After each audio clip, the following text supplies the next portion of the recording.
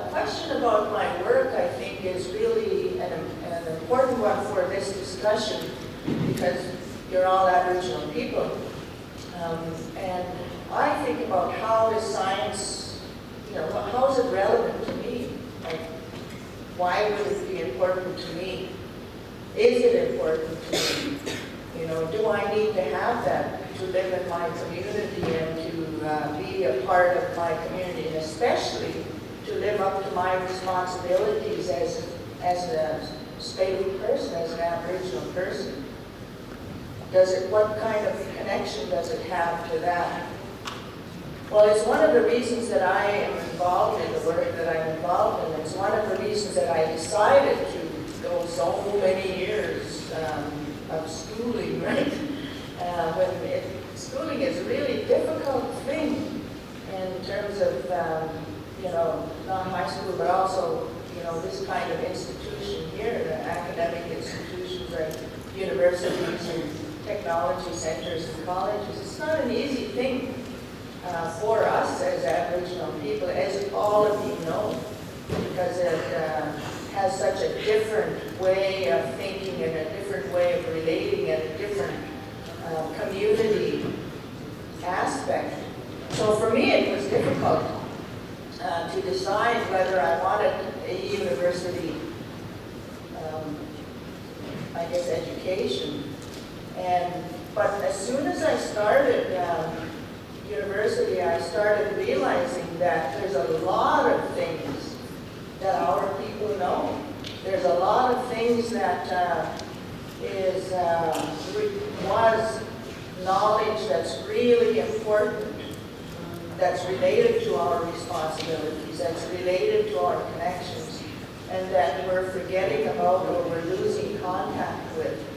And our health is suffering, and our land is suffering, and a lot of different things are happening to us that really needs to be rethought and really needs to be connected to the, you could say, Western education system like university and college out there. So my concern was, okay, you can't just isolate yourself and live in one world without being affected by all of those things that are happening, all the things that are going on in our human health, in our bodies. You can't just close your eyes to that. Especially you can't if you're Aboriginal and you know that there's better ways of doing things. You know that there's knowledge out there that could help fix things. And so science is important in that way. So for me, it was my talk with my uncle, who was one of my mentors. He was a medicine man. And he said, you're born in this time. You weren't born 100 years ago. You were born in this time when little brother has come to our land and needs to be taught what our knowledge is, needs to be understanding some of the things that they have forgotten in their science and in their knowledge systems. And so you're going to be an important person in that, because you can understand their systems if you go to the universities and you learn their systems of science, but you can also apply your systems of knowledge to that and make it relevant to make things better in our communities, to make things better for our health, to make things better for our land, because our land is really suffering. So I'm going to go to the next slide here. And I'm not going to read those, you guys can read those up there. So this picture here, this photograph here is an Alkin Center. I brought a number of catalogs that are over there if you're interested in seeing more of what we do there. I was one of the founders of an Alkin Center. An Alkin Center is an Okanagan Nation knowledge center. What we have done and what our elders have done at an Alkin Center is said our knowledge matters, our science matters, our language matters, understanding of our communities matters. And it's not going to really get taught very well in the universities because we haven't put it into English. We haven't put it into textbooks.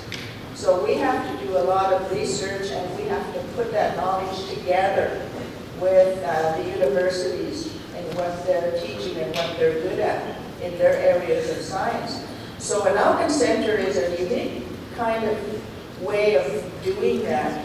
It collaborates with the University of British Columbia, Okanagan, for instance, as a part of their Indigenous Studies degree program. We developed the Indigenous Studies degree program there, and a big part of it is in Alkin's work to develop that program so that it focuses on the study of our knowledge systems and how they might be applied in the contemporary world, how they might be applied to help fix things.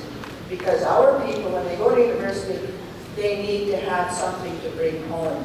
They need to have something that's going to work in their communities. And so it was really important that we collaborate with those universities, but keep our own center. So some of our students will go to our center to begin their foundation of Indigenous knowledge. And then in the second and third and fourth year, continue on to get their undergraduate degrees at those universities. And our nation's chiefs created a memorandum of understanding with those universities so we could affiliate with them, and their credits are transferable, or their credits are part of the degree program. So I just wanted to mention that. So that's what the Alkin Center is. We're also affiliated with University of Victoria for 2 programs. We're affiliated with Okanagan College, and we're affiliated with the Nicola Valley Institute of Technology, so that we have a number of different areas of programs. I'm not going to talk about them because you can pick that up, and that's not what you're here for.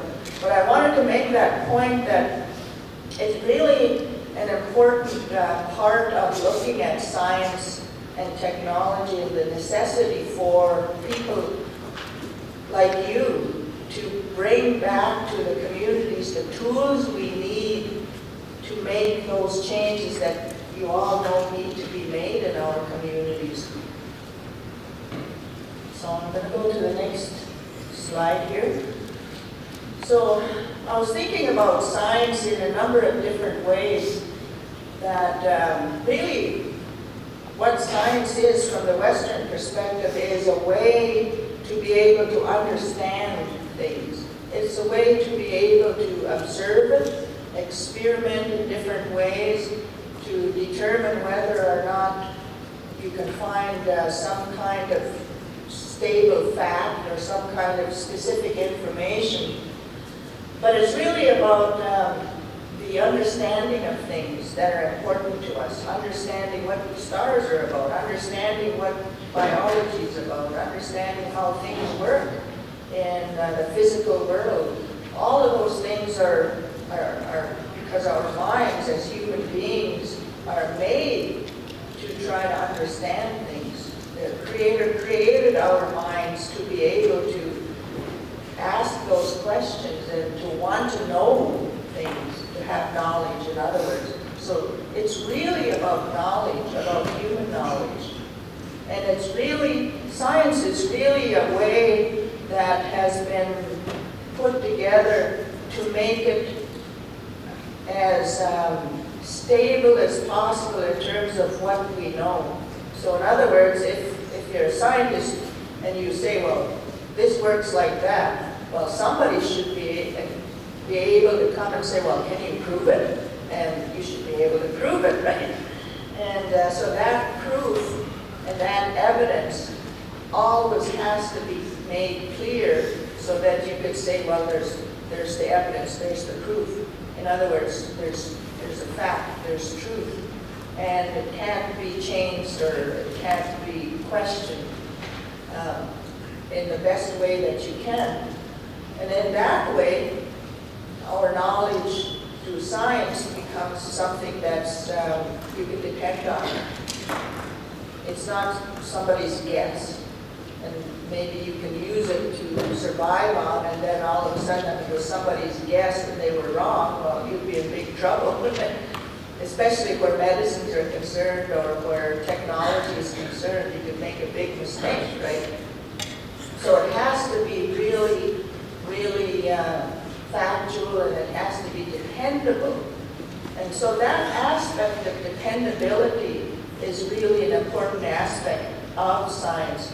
But it doesn't just belong to the European people or the Western model of science. If knowledge is about observing and documenting and being able to replicate what you've observed as truth, then it can be in any language. It can be in any symbolism. In fact, math, for instance, or physics formulas, they're not in words. They're actually presented in markings that aren't words. It can be in any language of the world. It doesn't change. In other words, knowledge is knowledge. Facts are facts. Information is information. So one of the things that I wanted to get to is that other question about Aboriginal people here in North America. One of the things that happens and has happened is that because we have a different system, and we have many different systems because there's many different tribes, we have different ways of documenting what we know. In other words, we have different ways of writing down what we know. We didn't have books and writing systems or stone tablets or papyrus or anything like that. We have a system that is oral. We document things in the way that our language describes things out there so precisely and so perfectly that you cannot mistake it. And I know that from my language, my indigenous language that's been in my land for at least 10,000 years. The preciseness of how that language describes things that go on out there, things that are out there, is really, really, really clear. And I think that that is misunderstood by Western science because they think that because it's an oral language, it's not accurate, or it's not as good as writing it down in symbols or formulas, or writing it down in a dissertation or a paper or a book of some kind. But in fact, it's more precise in relation to what is going on out there. And that is one of the things that I wanted to mention, that it's really important that you understand and be proud about the knowledge and the science that your people have gathered over thousands and thousands of years that's in your language. Don't let anybody ever tell you that it's not about science, that it's not about nature or about things that they're just finding out through their experimentation.